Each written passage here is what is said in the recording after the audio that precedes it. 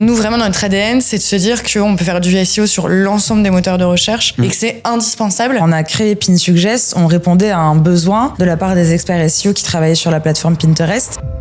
PinSuggest est un outil vraiment de mots-clés qui va venir récupérer toute la data qui est tapée dans la barre de recherche. Et une fois qu'on a développé cette fonctionnalité recherche de mots-clés qui était vraiment notre priorité, d'aller voir qui sont nos concurrents réels sur la plateforme.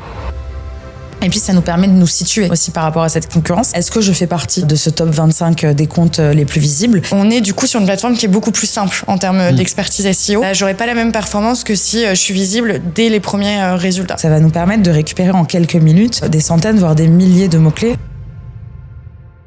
Bienvenue dans cette toute nouvelle vidéo, une vidéo dans laquelle on va parler des mots-clés sur Pinterest. Donc on parle beaucoup de cette partie-là, moteur de recherche sur Pinterest. Et aujourd'hui, on va voir une nouvelle fois avec Kate et Marilou comment se positionner au mieux sur Pinterest. Donc on va parler de plusieurs choses, à la fois comment aller chercher ces mots-clés-là, comment les exploiter derrière sur le compte Pinterest. Est-ce que vous êtes prête pour cette nouvelle vidéo? Toujours prête. Ah là Toujours là. prête. Ouais, partante. C'est magnifique. Du coup, pour mettre un peu de contexte, est-ce que vous pourriez faire Kate, typiquement, est-ce que tu pourrais faire le petit parallèle entre Google et Pinterest, que je vous ai pas présenté, du coup, vu que vous gérez la partie SEO de votre côté pour vos clients, à la fois sur, pas uniquement Pinterest, mais sur d'autres réseaux comme YouTube, Google. Quelles sont les différences un peu entre Pinterest et les autres canaux, juste sur cette partie-là SEO pure? Ouais, effectivement. Donc nous, on est expert SEO. Donc du coup, on évolue. Nous, vraiment, notre ADN, c'est de se dire qu'on peut faire du SEO sur l'ensemble des moteurs de recherche et que c'est indispensable parce que les internautes finalement ont changé un peu de comportement et qui sont plus que uniquement sur Google, mais qui vont aller consommer du contenu via d'autres plateformes comme TikTok, YouTube et Pinterest. Et vu que c'est des plateformes qui sont des moteurs de recherche, le SEO a toute son importance et l'expertise SEO permet aux marques du coup de augmenter leur visibilité sur ces plateformes-là. Et donc la différence entre Pinterest et Google, on va dire que déjà c'est leur âge, c'est-à-dire que Google c'est quand même un moteur qui existe depuis beaucoup plus longtemps que Pinterest.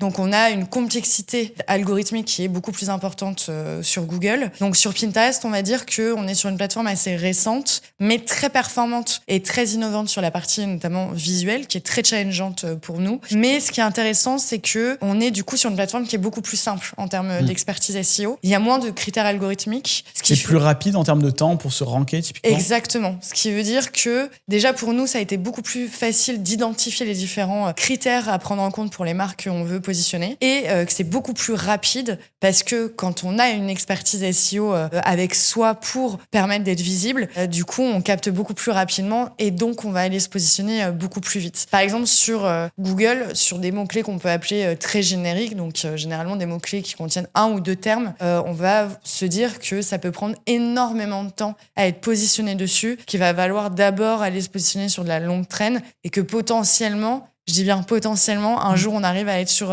des mots-clés génériques, mais non sans investissement. On va devoir faire des investissements médias, on va devoir faire beaucoup de SEO, alors que sur Pinterest, c'est pas du tout le cas. Sur Pinterest, des mots-clés génériques, nous, on arrive à les avoir très très rapidement et on a une puissance concurrentielle qui est beaucoup plus faible. Donc on a un rayonnement de marque qui est beaucoup plus important sur Pinterest par rapport à Google. Ok, très clair. Et l'objectif aujourd'hui de cette vidéo, c'est de vous aider à trouver les bons mots-clés. Et là-dessus, est-ce que vous pourrez parler de votre outil PinSuggest pour savoir justement comment se passe cette analyse, par quoi démarrer et qu'est-ce que propose cet outil-là? On mettra justement des partages d'écran pour que vous puissiez bien identifier comment fonctionne l'outil. C'est un outil super puissant, très finalement complémentaire à Pinterest Trends, mais je te laisse du coup, Marilou, le présenter en détail. Ouais, bien sûr. Déjà, je pense que c'est important de poser le contexte. En fait, quand on a créé PinSuggest, on répondait à un besoin de la part des experts SEO qui travaillaient sur la plateforme Pinterest. Ce besoin, c'était que, en fait, il n'y avait pas d'outils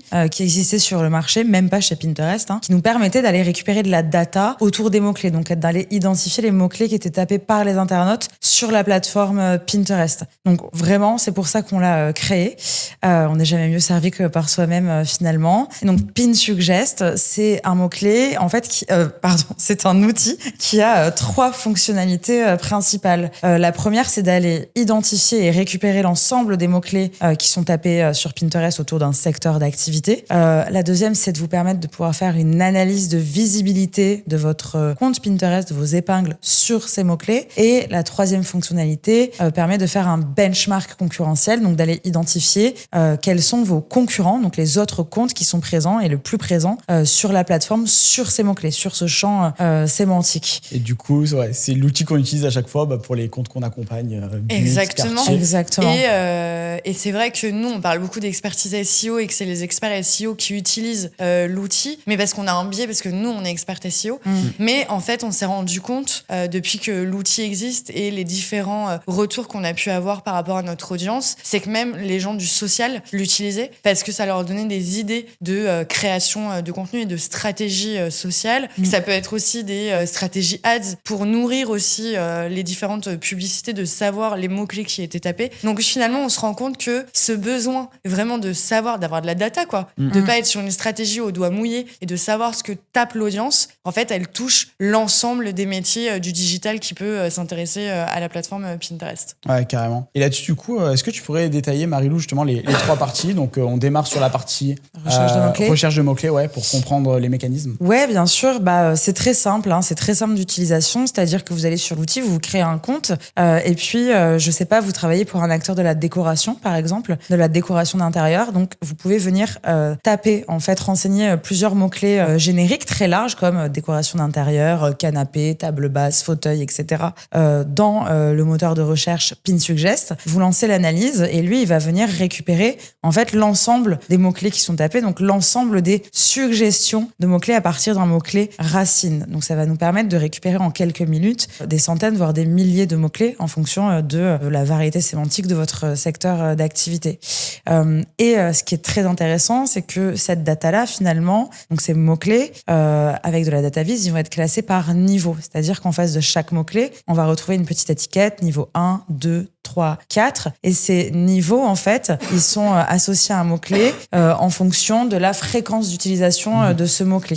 Donc, on tape un mot-clé sur la barre de recherche Pinterest, il y a une auto-completion et après, on a les 10 premières suggestions. Potentiellement, c'est les mots-clés qui sont les plus tapés. Et puis après, on va descendre en cascade, niveau 2, niveau 3, niveau 4. Et du coup, ces mots-clés, vous avez la possibilité de les exporter en format CSV, donc ce qui est très pratique. On peut même s'en servir en publicité. Complètement. Ça aussi, c'est un point qui est complètement. Super Oui, parce qu'il y a du ciblage par mots-clés sur la plateforme. Donc, ça vient nourrir l'ensemble des expertises. Et la petite cerise sur le gâteau, c'est que dans votre export, on vous fait une première aide à la thématisation, étant donné que vous allez retrouver le mot-clé parent associé à votre mot-clé. Donc, ça vous permet de dessiner les premières thématiques de votre stratégie éditoriale. C'est parfait. Et donc maintenant, une fois qu'on a les mots-clés, pour une personne justement qui a déjà un compte Pinterest établi sur la partie Pinterest SEO, comment se passe la partie analyse de visibilité et comment ça s'articule pour justement voir si on est bien positionné, quelles sont les zones d'ombre, les zones de correction qu'on pourrait appliquer?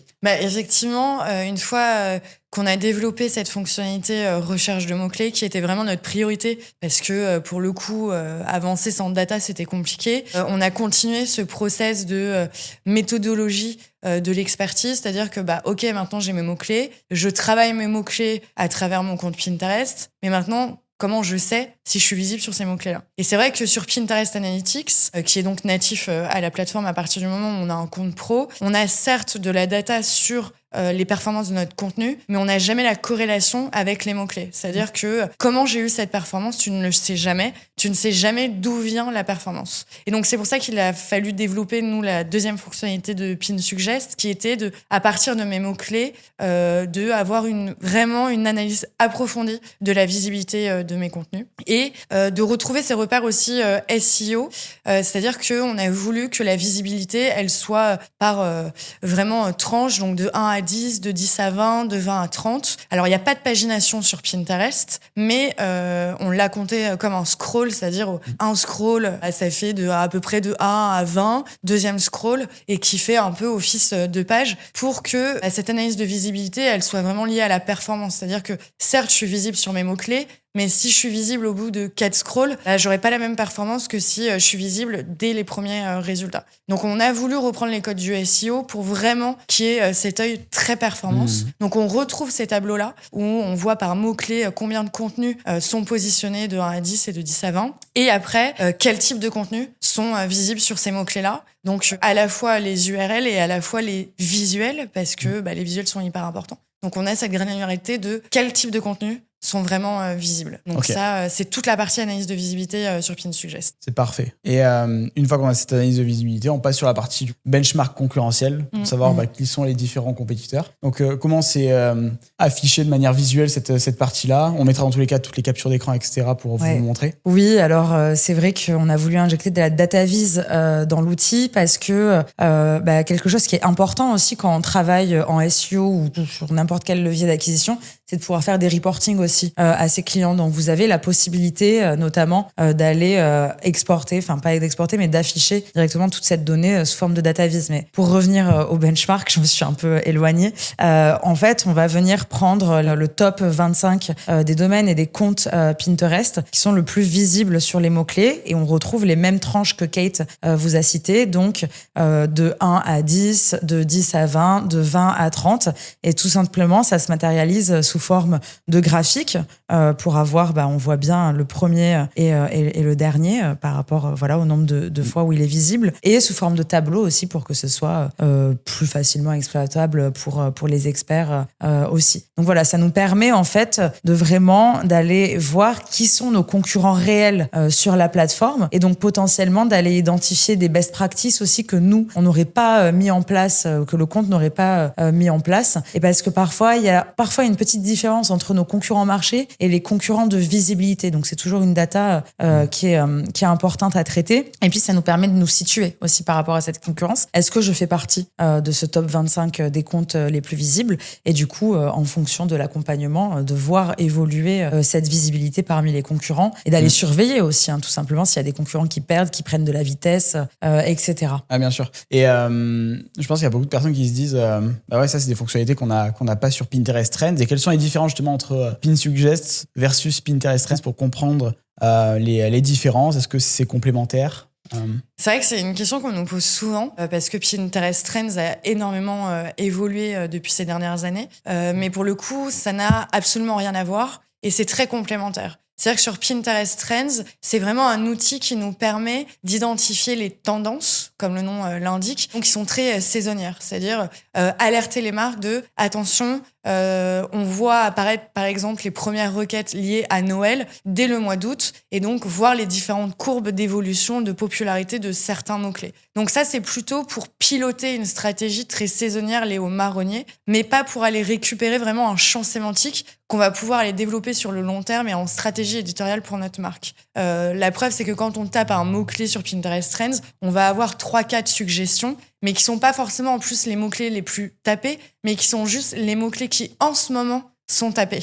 Donc on est sur une vision plus court terme. Or, viser que du court terme sur une stratégie éditoriale, c'est pas forcément le plus efficient. Le but, c'est d'avoir des bases très solides et qui marchent en fait sur l'ensemble de l'année. Et PinSuggest, pour le coup, lui, est un outil vraiment de mots-clés, comme le disait Marie-Lou, qui va venir récupérer toute la data qui est tapée par les internautes dans la barre de recherche. Donc à la fois, c'est très complémentaire. Nous, en tant qu'experts SEO, pour dessiner une stratégie éditoriale, bien sûr qu'à un bout d'un moment, quand on a une stratégie éditoriale qui est déjà dessinée, on a besoin aussi de se réinventer, d'être sûr qu'on passe pas à côté d'une tendance. Et donc, Pinterest Trends a toute sa place par rapport à ça. Et ce qui est aussi intéressant et qu'on ne retrouve pas sur Pinterest Trends, à part la visibilité et le benchmark, en plus de ça, sur PinSuggest, on a aussi l'analyse vraiment de ce qui se positionne sur Pinterest, sur les mots-clés. C'est-à-dire qu'on va avoir plusieurs typologies de contenu, même si à la base, c'est le visuel. On a des visuels qui vont traiter plutôt d'un article éditorial, plutôt d'une recette de cuisine, plutôt d'une vidéo. Et en fait,